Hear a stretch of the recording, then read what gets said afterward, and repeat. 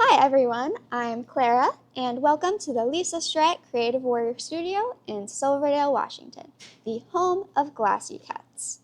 This studio is where glass art comes to life, whether you're here to watch the process or join one of our beginner-friendly DIY classes.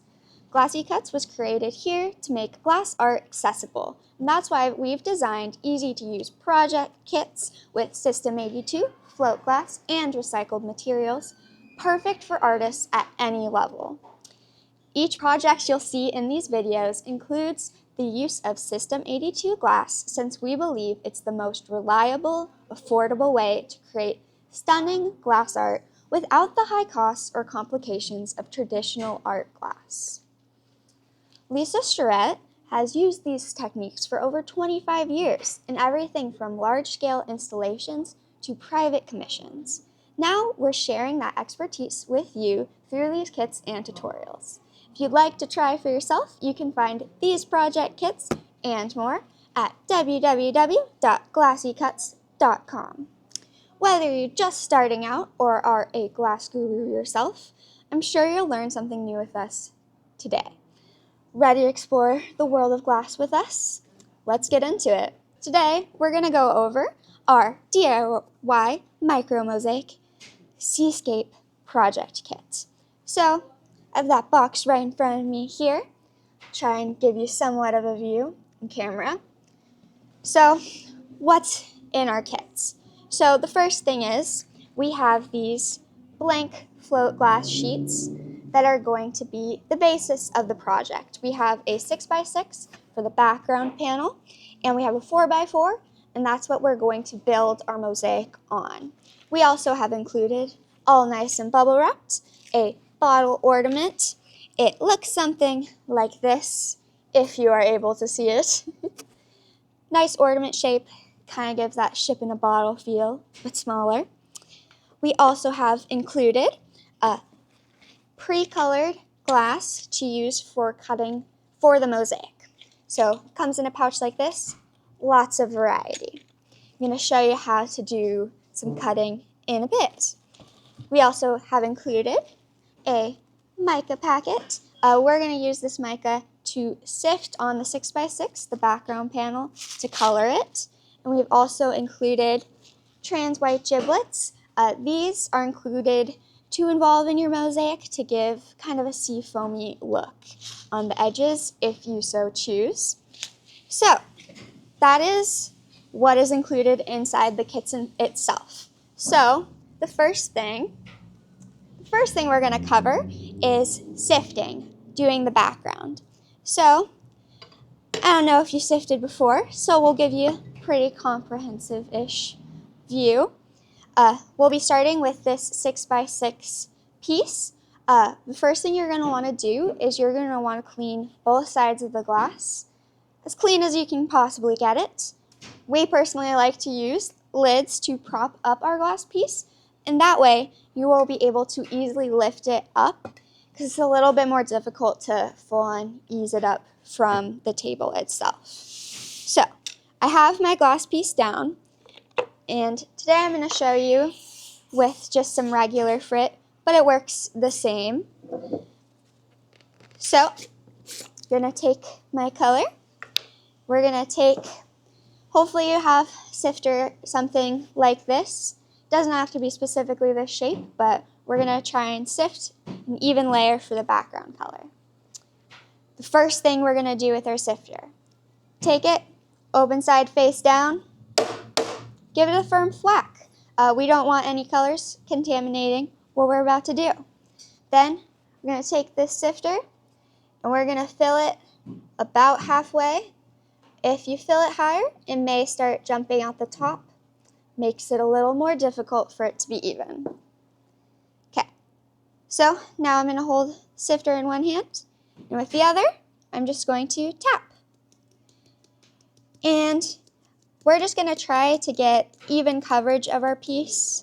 Because of that, we like to go off the edge of the piece. That's actually why we have these papers underneath, because we want to save as much glass as possible. So if you want to check how covered your piece is or how even it is, we're going to be able to pick it up. Has a little bit of grip. It won't just roll off the top. And easier to see in person, you will be able to lift it up to light and see where light is shining through. You can also, when it's thin like this, I can still see my hand through it. That gives an idea of the opacity. You can also look at it from the side. The goal is just to get it evenly covered for that nice background. And since I have these papers here, we can just move our project piece to another lid or whatever you have around you, and we can save that powder. It's especially going to be helpful with the mica you're using because it's going to be a little bit less than this giant container. So I want to save as much as possible. Okay, going to move this. Okay, the next part is the mosaic, the most time-intensive part. The very first thing we're going to do when you have your glass here, look through it, find the piece you want. Before we do any cutting, we're first going to identify which side has the color on it. So you may be like, what does that even mean? All of our glass is float glass, so it's starting as this clear piece. You have to imagine, this is my clear piece, right? I've sifted color on top of it and fired it. So technically only one side of this glass has the color directly on it. So you should be able to see it on any of your pieces of glass provided, especially because they all should have fresh cuts. And if I can get it real close there, you should be able to see there's a white line at the top there. That white line, that's how you can tell that the white's on top. If you're really lost, other indicators are if it has a pattern, stronger side should be the color side. Also, usually slightly smoother. Also, some of our pieces included have mica, which is the sparkly stuff you have for the background, and that has a rough texture. And so that side will be the color side. So now I know where the color is. It's on top. How is that helpful? Well, we want to cut on the side that doesn't have any color. So the color is going to be down. So that's like the first step. That's pre any cutting. Now, I'm going to talk about tools. Mosaic, there are 3 tools we mainly use. This one, our cutters are especially going to come in handy for a micro mosaic, just because we're working with small pieces. But we also have a scoring tool and clampers. We primarily use these together as a pair. Once I've identified the color, I have the color down on the paper. I'm going to show the etching tool first. On this tool, there's a blade. When we're cutting, we want this blade to stay 90 degrees to the glass. Identify where I want to cut it. I'm going to start at one end. You press down to engage the blade. That also happens sometimes. And then I'm going to pull. We want to do this in one cut. But that's going to leave an etch mark, kind of visible. So that line, we're going to then line up with the white line on our clampers. Looks something like that. It corresponds to a little divot inside. We're going to line this line up with the line we just made with the scoring tool. And I'm going to squeeze. And hopefully, if you did it right, it should look something like this. Troubleshooting, if you're having trouble, a couple things to look out for. Double check you're cutting on the right side. Also, you can look at your positioning. Sometimes if the blade is like this, it won't cut as cleanly through. Sometimes you just gotta get into the feeling of how much pressure to put. But yeah, this is really good for really any large cuts, anything towards the center of the glass where you can get grip on both sides of this clamper. You can also do curved lines with this. You will have to fight it slightly. The one thing is, this tool doesn't really do right angles or really sharp points. Say if you wanted to do a sail like we have in our example photos, and you wanted to cut a triangle out of one of your red pieces of glass. We can cut all the way across here, break it, and then cut all the way across there, break it to get that sharp point. But you can't do that in like one fell swoop. It has to be in 2 cuts. But that is a way that you can get a really sharp point for something like a sail if that's what you want to do. Very good for larger sections of glass. However, this is a micro mosaic, so we're actually going to be using a lot of our other tool. These are cutters. They look kind of intimidating. So one side, kind of flat, doesn't have any blades on it. You can see the blades are on one side. When going to make a cut, we want the blades to face in towards the piece of glass we're cutting.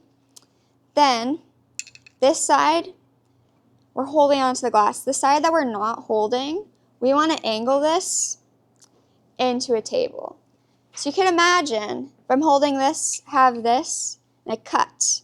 This is going to go to the side. We want to angle that into the table so you're not just like having glass fly all over. That is also why I'm personally wearing glasses right now. Regular glasses, if you feel they're adequate, is perfect. But we also recommend safety glasses just to protect your eyes because we don't want you to get glass in your eye. That would be not very fun. So we're going to angle it into the table. Put it down and then squeeze. Then we get something like this. This tool, very good for those smaller pieces, anything towards the edge where these wouldn't really get good grip. You can do something along the edge. We also use these to round out pieces. You can work around a piece slowly if you would like to really shape it. This one, specifically with the micro mosaic, a lot of it's working kind of just in triangles. So basically, you kind of just can work your way through pieces. Like I've made this piece here. I can just squeeze this, and you can then go to the sides, and then you're kind of getting those wave-like pieces. Let's see, can you see? Perfect. So you can generally just work through. If you have like specific shapes, you can start with one like this and pare it down to exactly what you're trying to get at. Something to keep in mind. We mentioned glasses. The other thing is we're cutting glass. So there is going to be little pieces of glass everywhere. So just be mindful. If you're like leaning on the table, you might start to get itchy. It's micro cuts. But yeah, something to be aware of because cutting glass has its risks.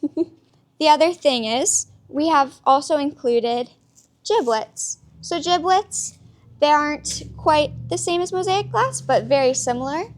They're essentially the same thing as our powder. They're just less finely ground. So these look something like little chunks.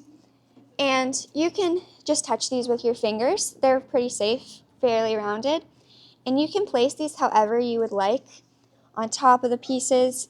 We also can do whole sections with it. You can also fill in gaps between pieces with giblets. We've included them specifically in this kit, again, for that kind of seafoamy texture, but really whatever look you want to achieve with them, they're really versatile. Okay, so showing you how to do a lot of the cutting. Really placing it on the glass, kind of just puzzle piecing it together. It could be on this table, or you can use something to prop it up just for easier access. And we can just place them. They don't have a lot of grip on each other, so they are prone to moving about. Kind of just push them back where you want them to be. These, unlike the powder, will fall off. So that's actually why we personally, in our studio, glue the pieces down for transport to the kiln. So say I have these pieces down. We personally use a very thin glue. So if I have all these pieces down and say they're really tightly packed, I don't have to pick up every single piece, glue the bottom, and stick it back down. What we actually do is that'll also happen sometimes. This is why you don't pick up mosaics. It's really liquid, so what we can actually do is we put a drop right next to the edge and it'll get suctioned under. And so you don't have to like line the whole piece, but as long as you have those points of contact and it dries, then it will be secure enough for you to safely move to the kiln without worrying about it flailing about. So yeah, glue is something we personally use for ease of transport, but it isn't something we've included in the kits. If you have it, great. It's an excellent tool to use, but it's also not entirely necessary. You can be very, very careful carrying it, or you can also work on building it within the space you're going to fire it in. Makes transport a little easier. Okay, so talked about placing it, how to glue it. There's one more thing to keep in mind when it comes to float glass mosaics. At the very beginning, stretching your brains, I know, we talked about how to identify which side had the color sifted and fired on it. So, knowing that, the way you have it placed on the glass will affect the final appearance. Now, what do I mean by that? So say if my hand's the piece of glass, and this is the mosaic piece I want to put on top. If the color is on top, this is my piece, and I fire it down, it's pretty much going to look the same as it does pre-firing. Full impact of color. However, this is my base piece, and the color is down, and I attach it there. It's going to turn matte in the kiln. It's kind of a sea glassy effect. But yeah, you can mix and match this effect throughout your piece. It's actually really cool. It's just something to keep in mind, because if you want two colors or two pieces to look the same, and one's color up and one's color down, they're actually not going to look the same after firing it. Okay, so we talked about how to use all the tools to make this piece. Hopefully, in the end, it's going to look something like this. Up front, you can see on this 6x6, we've colored it. The main star, it's kind of this 4x4 mosaic.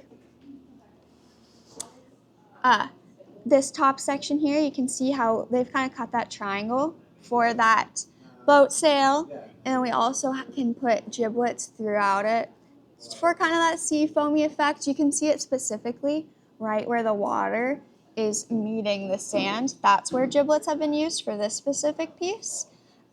Give it kind of a water effect, and we also have the sand at the bottom. This is a design that can be easily transferred to the bottle. Similar concept with building the waves, and you can really just make it your own, but hopefully we give you the right building blocks to make a piece that you really love. With that, thank you for joining me for learning how to do a micro mosaic seascape. If you want to find more projects like this or just stuff about glass in general, visit our site, www.glassycuts.com. And thanks for joining me today, and have fun creating your projects. I hope it goes amazing.